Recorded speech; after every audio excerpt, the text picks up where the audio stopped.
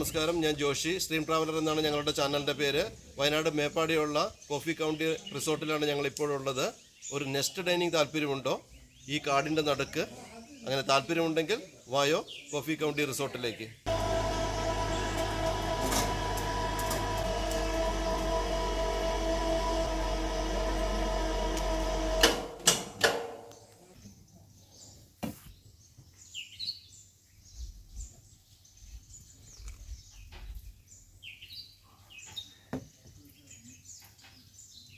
ഒരു പ്രത്യേക ആംബിയൻസാണ് ഇതിലിരുന്നൊരു ഇത്തിരി ജ്യൂസൊക്കെ കഴിക്കുമ്പോൾ.